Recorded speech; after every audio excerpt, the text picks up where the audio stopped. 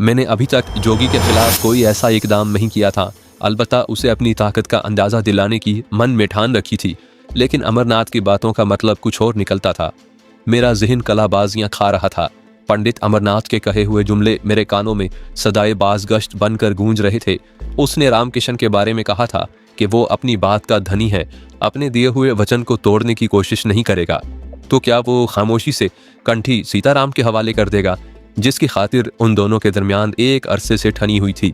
मेरे जहन में कई सवालात उभर रहे थे। उस कंठी का राज क्या था? ऐसी क्या बात थी कि सीताराम उसे बराह रास्त हासिल नहीं कर सकता था? उसने यकीन से कैसे कहा था कि मैं वो कीमती शय हाथ आ जाने के बाद उसे खुशी खुशी उसके हवाले कर दूंगा? मेरे अंदर लावा उबलता रहा। फैसले की घड़ी आने का वक्त बतदरीज घट रहा था। सीताराम को अमरनाथ के साथ बाहर गए 2 घंटे गुजर गए। मैं अंदर बैठा पेचो ताप खाता रहा। मुझे घुटन का एहसास सता रहा था। 1-2 बार मेरे दिल में आई कि कमरे से निकलकर सूरत हाल का जायजा लेने की कोशिश करूं, मगर मैंने अपने इरादे को अमली जामा पहनाने की गलती नहीं की। आखिरी वक्तों में सीताराम को छेड़ना मुनासिब भी नहीं था। मुझे रात की बातों की कड़ियां मिलाने में दुश्वारी हो रही थी। बुजुर्ग की आमद और मेरा कमरे से बाहर निकलना इस बात की निशानदही करता था कि उस बुर्गुज़ीदा बंदे ने मुझे इस मंडल से बाहर निकालने में मदद की थी, जिसे सीताराम ने कायम कर रखा था।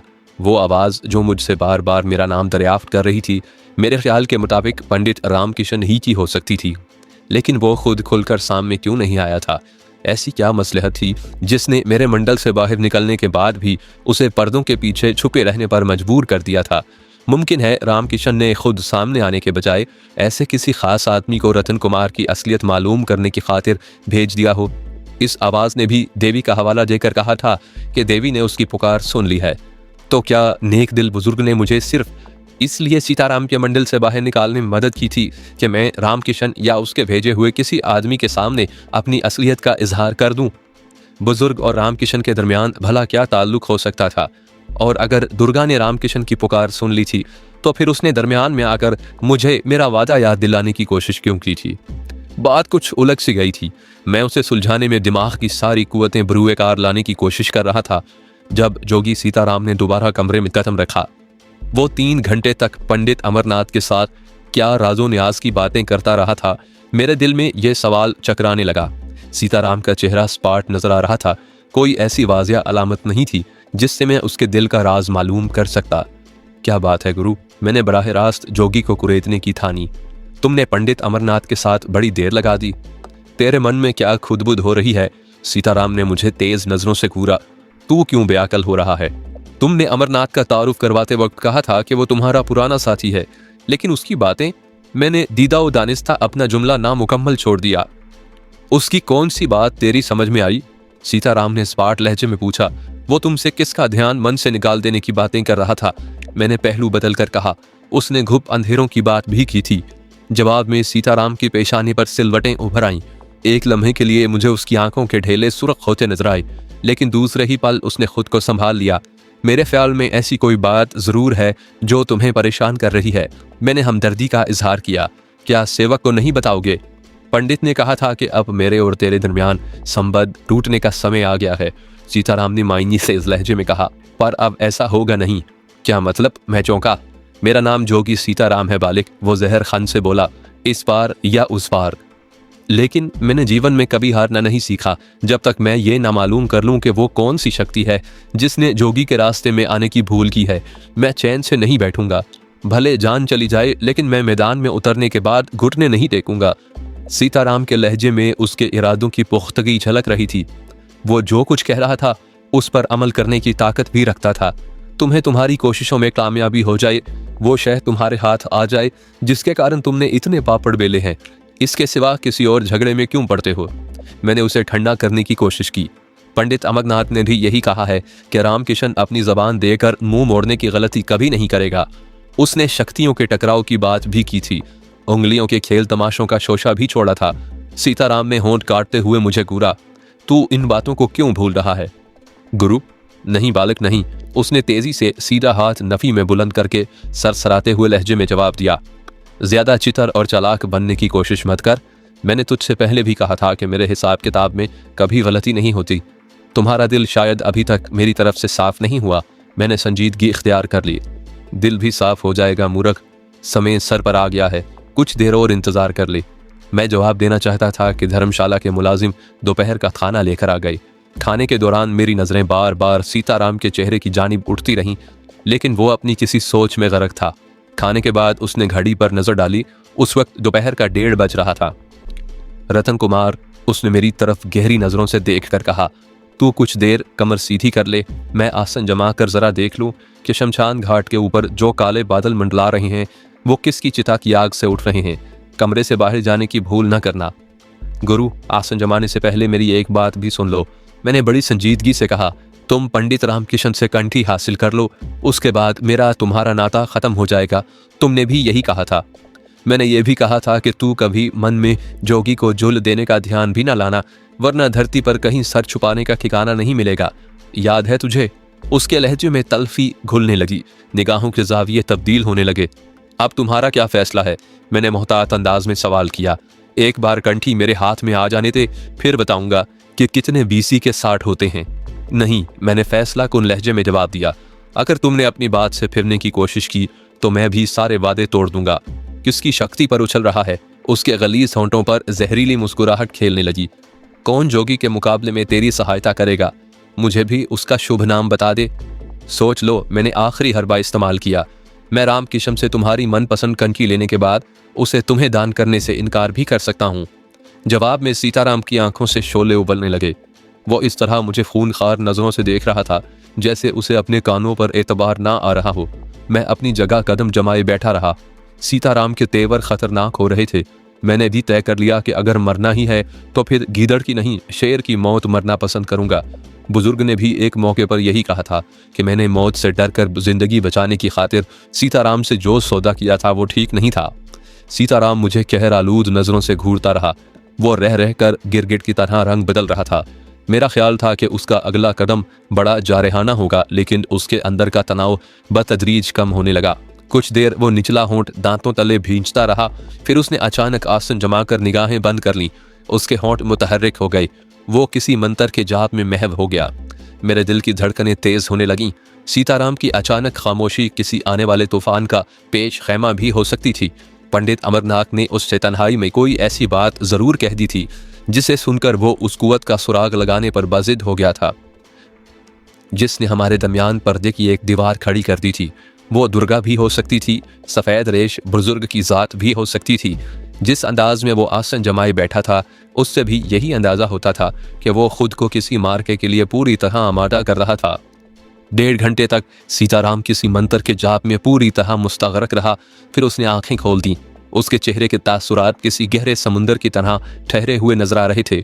उसने दोबारा घड़ी पर नजर डाली, फिर तेजी से उठ खड़ा हुआ। चल बालिक, उसने मुझे बड़े सुलझे हुए लहजे में मुखातिब किया। शमशान घाट यहाँ से ज्यादा दूर नहीं है, हम 4 बजे तक वहां पहुंच जाएंगे। गुरु, तुमने मेरे बारे में क्या फैसला किया? मैंने उसे फिर संजीदगी से टटोलने की कोशिश की। ठीक है, वो कुछ तवक्कुफ से बोला। कंठी मुझे दान करने के बाद तू आज़ाद हो जाएगा, फिर जो तेरा मन चाहे वही करना। हमने धर्मशाला से निकलकर सवारी पकड़ी और शमशान घाट की तरफ रवाना हो गए। सीताराम ने हर चंद के मेरा मुतालबा तस्लीम कर लिया था, लेकिन उसकी खामोशी मुझे खिल रही थी। मेरा दिल गवाही दे रहा था कि उसने मेरे सवाल के जवाब में जो जुमला अदा किया था उसमें अल्फाजों की हेर फेर की गुंजाइश ज़रूर रखी होगी, लेकिन मैंने उसे मजीद कुरेदना भी मुनासिब नहीं समझा।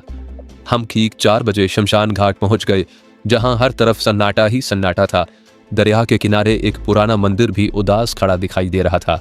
शायद चिताओं को जलाने के बाद वहां मरने वालों की आत्माओं की खातिर अश्लोक पढ़ा जाता हो।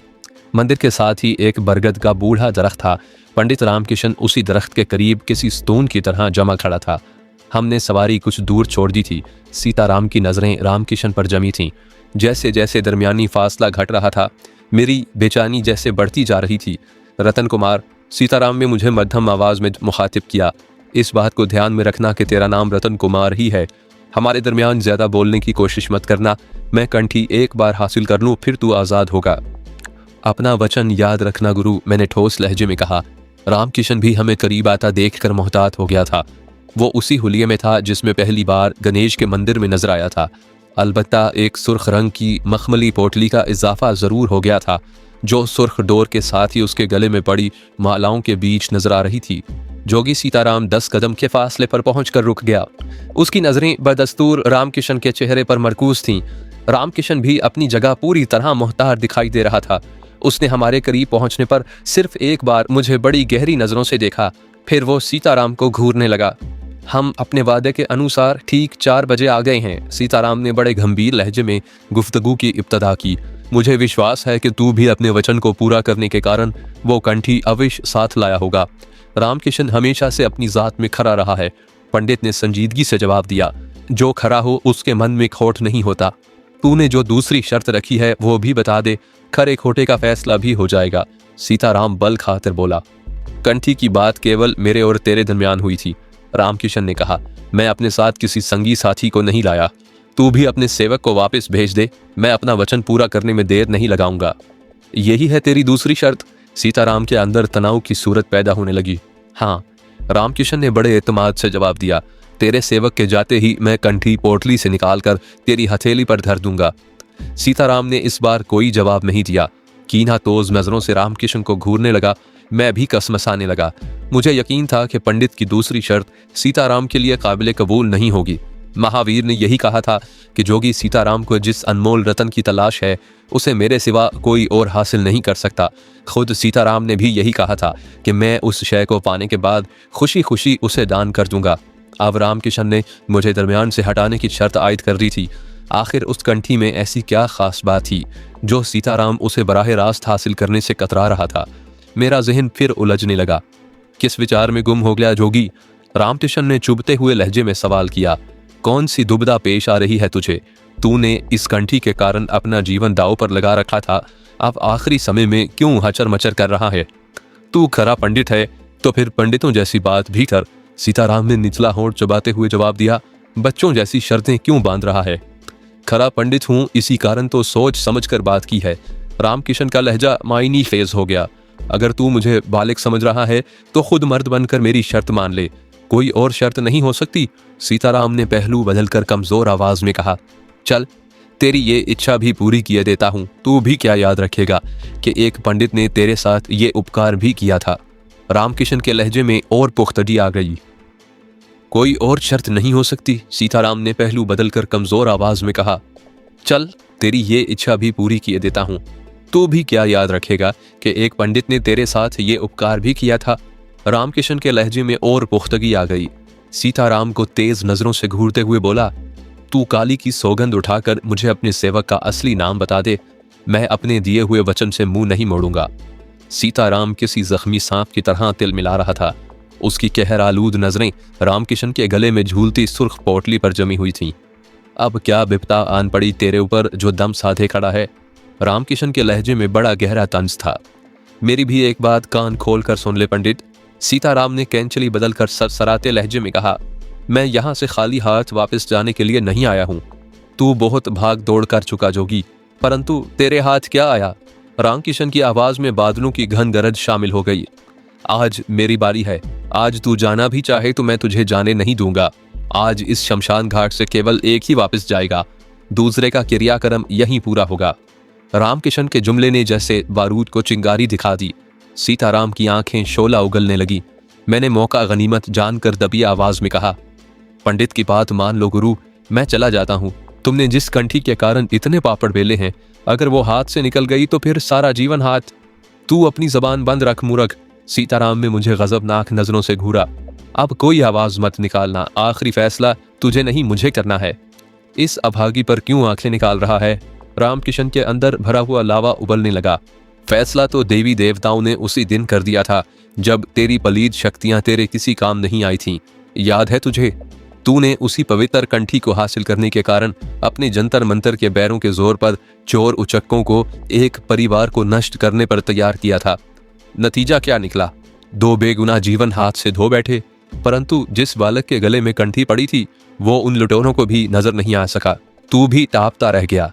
तेरे भाड़े के टट्टू भी परलोक सदार गए। उस स्वर्गवासी धर्मात्मा की महान शक्ति ने सबको अंधा कर दिया था। पंडित, सीताराम हलक के बल चीखा, चुप हो जा, बहुत बोल चुका तू।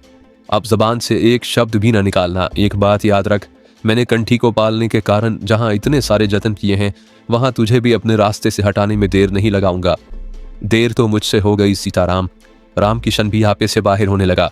जिस दिन तू गणेश के मंदिर में महाराज करमचंद्र का झूठा सोग मनाने आया था, अगर मैं कंठी निकालकर उसी दिन तेरे मुंह पर मार देता तो तेरी आत्मा भी तेरे शरीर के साथ ही जलकर भस्म हो जाती, खेल खत्म हो जाता। परंतु मैंने ऐसा नहीं किया। मैंने आज तक उस पवित्र कंठी को कभी हाथ नहीं लगाया जिसके अंदर हजारों चमत्कार छुपे हैं। तू भी जानता है कि तूने उसे पाने का कारण किसका धर्म भ्रष्ट किया है। मैं भी समझ गया हूं कि तूने क्या नाटक रचाया है। मेरे वजूद में आंधियों के तेज और गर्म झक्कड़ चलने लगे।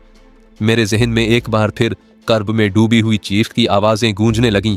जिंदगी और मौत के दरमियान होने वाली वो असाब शिकन कश्मकश, चिंगाड़ती हुई गोलियों की हौलनाक आवाजें, तड़पते हुए लाशों से उबलने वाले खून के फुवारे, डाकुओं के फलक शिगाफ के कहे और लूट मार, वो सब कुछ मेरा वहम नहीं था।